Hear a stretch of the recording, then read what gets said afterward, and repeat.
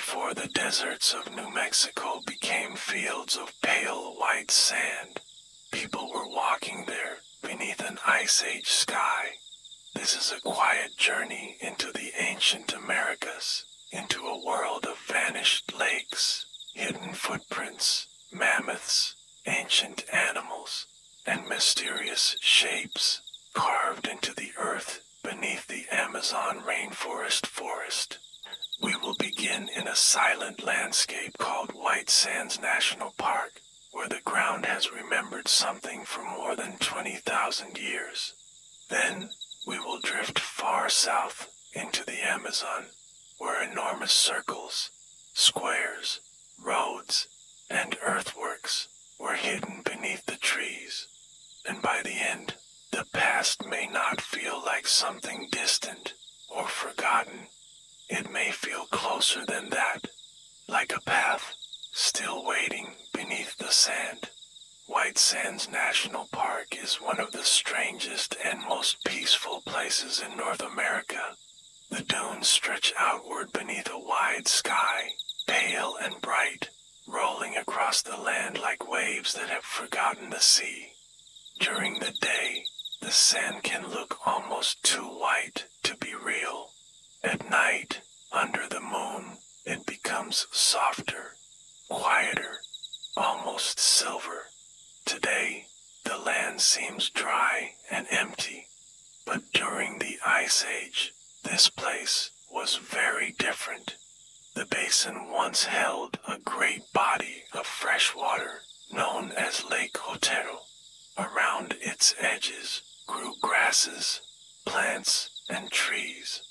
Animals came here to drink, large animals, ancient animals, creatures from a world that no longer exists. Around Lake Otero, life gathered. Mammoths moved slowly along the wet shore. Giant ground sloths pressed their heavy feet into the mud. Ancient camels crossed the basin. Dire wolves followed the scent of life through the grass. And somewhere among them, human beings walked too. For a long time, the story of the first people in the Americas seemed simple. Many were taught that humans crossed from North Asia into Alaska during the Ice Age, then moved south much later through an ice-free corridor. It was a clean story, a straight line, a simple path, but the ground at White Sands National Park kept another memory, a memory older than the story people expected, a memory written not in books or monuments or carvings, but in mud, pressure, time, and silence. The first signs were not human at all. They were strange animal tracks, large and deep, pressed into ancient layers of earth. Some had claw marks. Some were so large they seemed almost impossible at first glance. But they were not impossible. They belonged to vanished animals. The tracks of giant ground sloths appeared in the hardened ground. Then came the tracks of mammoths, with strides so long they suggested creatures of enormous size and weight. Other ancient animals had passed through too, each one leaving behind a quiet record of a world that had disappeared. Then came the discovery that changed everything. Among the ancient animal tracks were human footprints, not tools, not broken bones, not fragments of stone. Footprints, the direct mark of a person crossing soft ground thousands and thousands of years ago. There is something deeply gentle about a footprint. A tool can tell a story of work. A wall can tell a story of building. A weapon can tell a story of danger. But a footprint tells something simpler. Someone was here. Someone placed one foot in front of the other. Someone moved through the morning or evening across the shore of an ancient lake. Perhaps they were following animals. Perhaps they were carrying food. Perhaps they were walking with others. Perhaps they were watching children move ahead of them near the water. At White Sands National Park, there are not just one or two of these tracks. There are thousands. Some are large. Some are small. Some appear to belong to children. They were left in soft ground, then covered by layers of sediment, protected by time, hidden away as the world changed above them. For generations, the wind passed, the lake disappeared, the animals vanished, the land dried, and still, beneath the surface, the footprints remained. The next question was simple. How old were the footprints? The footprints themselves could not be dated directly, so researchers looked closely at the layers around them. Buried among the tracks were seeds from an aquatic grass. Those seeds could be tested, and the results were astonishing. The footprints were dated to roughly 23,000 to 21,000 years ago. That means people were walking in what is now New Mexico, deep in the Ice Age, long before the older migration stories said they should have been there. And so the story of the Americas became older, not by a little, by thousands of years. The discovery did not just add a date to a timeline. It changed the feeling of the past. It suggested that the human story in the Americas was deeper, wider, and more mysterious than many had imagined. The people who left those tracks were not shadows. They were not ideas. They were human beings. They lived beneath the same sky. They felt the ground beneath their feet. They watched animals move across the land. They knew the world in ways that can only be guessed at now. For indigenous communities connected to this region, the footprints carry a meaning far beyond scientific debate. They are not only evidence, they are presence. They are memory. They are a sign that ancestors once walked there.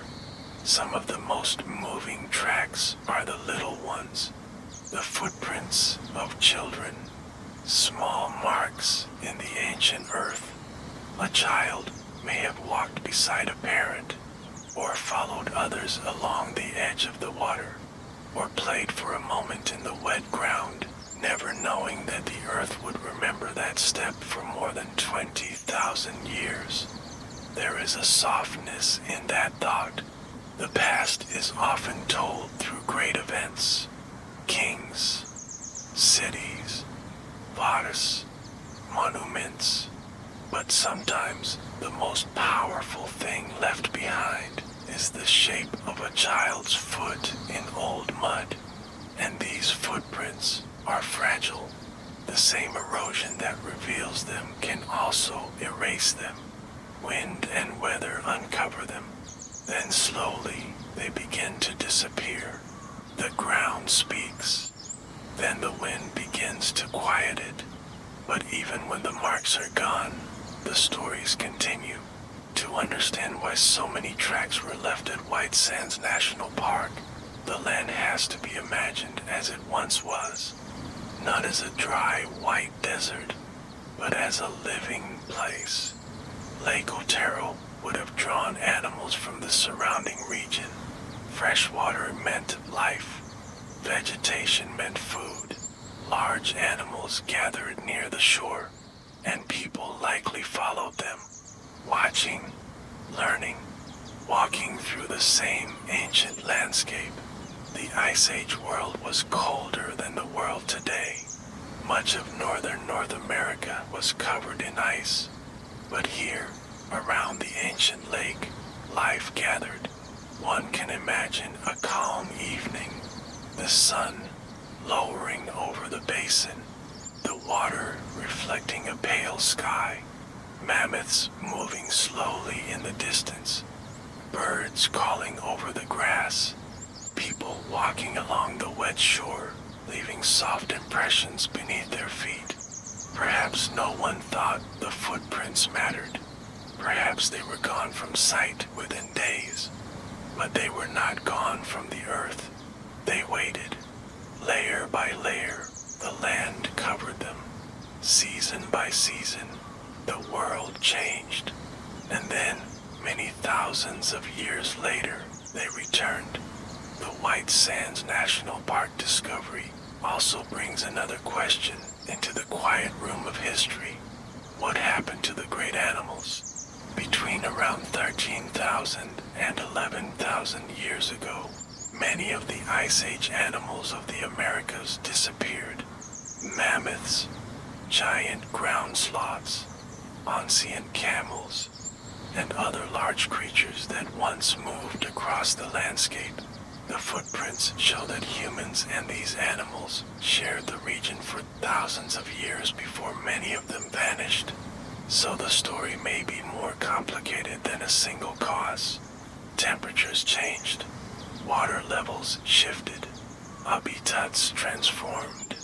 The familiar places of animals and people may have become unfamiliar. The ancient lake faded, the white sand remained, and under that pale land, the footprints kept their quiet record. But the story of ancient America does not end in the desert. It moves south, far south, toward a place that, for a long time, many people misunderstood. The Amazon rainforest.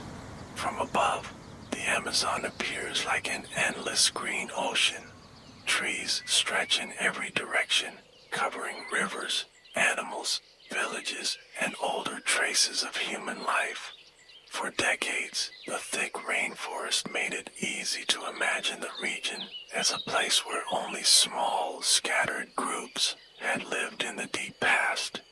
But hidden beneath the canopy, another story was waiting. In the western Amazon, in the Brazilian state of Acre, large sections of forest were cleared over time. The loss of forest is a serious wound to the living world. Yet, as the trees disappeared in some areas, something unexpected appeared beneath them. Shapes, giant geometric shapes, circles, squares, ovals, lines formed by trenches and raised earth. Some were hundreds of feet across. Some could only be truly understood from above. They became known as geoglyphs. From the air, they seem almost impossible at first. A circle cut into the ground, a square beside another form, straight lines connecting spaces across the landscape, earth shaped with care and intention. The people who made the geoglyphs had their feet on the ground. They did not have airplanes. They did not look down from the sky, and yet the designs hold a sense of order that becomes clearest from above. That is part of their mystery. To make such shapes required planning. It required memory. It required people working together. It required a shared idea of what the earth should become. These were not random marks. They were not accidents. They were made. For a long time, some wondered whether the raised earthworks had been defensive structures, but the evidence did not fit neatly. The ditches were often inside the raised areas, not outside like protective moats. They did not appear to be ordinary settlements, and so the geoglyphs remained quiet, great shapes without written instructions. Messages without readable words. The mystery deepened when researchers found ancient raised roads connecting some of the geoglyphs. Roads suggest repeated movement. They suggest relationships between places. They suggest organization. A road is not only a path, it is a decision. It says that one place matters, and another place matters too. It says that people moved between them often enough to shape the land. The forest had not been silent. The earth had not been empty. People had been walking, gathering, building, and remembering there for a very long time. Excavations near some of the earthworks revealed many pottery fragments. Some ceramics were around 2,000 years old. One earthwork was dated to around 2,500 years ago, and the pottery was not crude or simple. It was refined, sometimes multicolored, made by people with skill, taste, and complexity. The earth had not been empty. The forest had not been silent. People had been shaping, building, walking, gathering, and remembering there for a very long time. Even more quietly, deeper layers suggested that some of these places may have been meaningful as far back as 10,000 years ago. That does not mean every earthwork is that old, but it does suggest something important. Some locations in the Amazon rainforest may have held significance long before the visible geoglyphs were built. The later earthworks may have been part of a much longer relationship between communities and land. A place can become meaningful slowly. A hill, a clearing, a bend in a river, a patch of earth where people return across generations. At first, perhaps only a few come, then more, then stories gather there, then paths form, then ceremonies happen, then one day people begin to shape the ground itself. The Amazon geoglyphs may belong to that kind of long memory, to see beneath the trees without destroying them. Researchers use LiDAR. A drone or aircraft sends laser pulses down through gaps in the forest canopy. The data can reveal subtle changes in the ground below.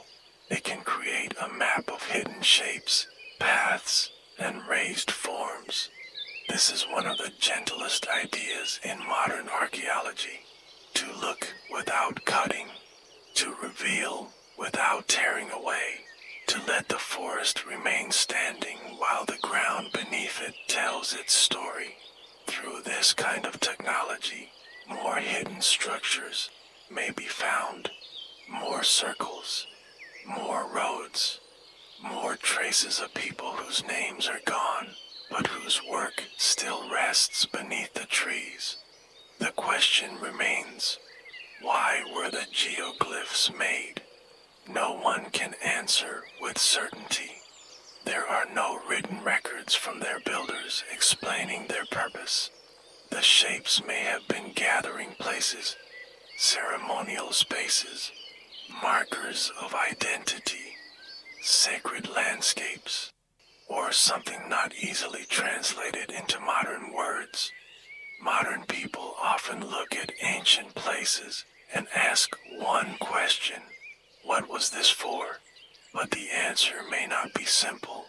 A place can be practical and sacred, beautiful and useful, social and spiritual. A road can carry feet, but also memory. A circle can organize people, but also meaning. A footprint can be evidence, but also presence. Indigenous knowledge offers important possibilities. In some traditions of the Amazon rainforest, the journey after death is not imagined only as an ending. It can be understood as a passage, a movement from one state of being into another, a path from the visible world into a place beyond ordinary sight. Around the world, many ancient structures have been tied to ideas of passage, memory, and the world beyond daily life. A circle can suggest return, A path can suggest a journey. An enclosure can suggest a space set apart from ordinary time. An earthwork can make the invisible visible. Perhaps the geoglyphs were places where people gathered to remember those who had gone before them. Perhaps they were built to connect the living, the departed, the land, and the sky. Perhaps they were not meant to be seen only with the eyes, but felt through movement, by walking the edges, entering the space, following the road, standing in the center, and listening. From White Sands National Park to the Amazon, the ancient Americas begin to feel less empty and more alive. The desert holds footsteps older than expected. The forest hides geometry beneath its leaves. The land remembers movement. The earth remembers touch. And still, so much remains unknown. That is not a weakness of the story. It is part of its beauty. The past does not give everything at once.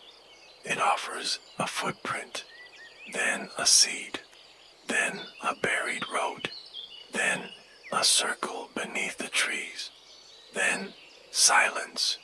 Picture White Sands National Park again. Night has settled over the dunes. The white ground glows faintly beneath the moon. The ancient lake is gone now, but in the mind, it returns. Water spreads across the basin. Grass bends in the cold wind. Mammoths pass slowly near the shore. Somewhere nearby, a small group of people walks through the soft mud. One child steps carefully. Another runs ahead. An adult turns back. Their footprints press into the earth. They do not know they are leaving a message. They are simply living. Now picture the Amazon rainforest. The forest breathes in the dark. Leaves shift softly above the hidden ground. Beneath roots and soil, old lines still wait. A circle, a square, a road. A place where people once gathered, perhaps under stars, perhaps with songs, perhaps with stories that carried the names of ancestors. No voice from that night can be heard clearly now, but the shape remains. The path remains. The earth remembers. Across deserts and forests, across vanished lakes and green canopies, the ancient Americas still hold traces of those who came before.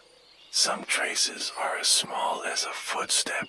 Some are large enough to be seen from the sky. Together, they whisper the same quiet truth. Human beings were here. They walked. They watched. They built. They remembered. And then the night covered everything softly again.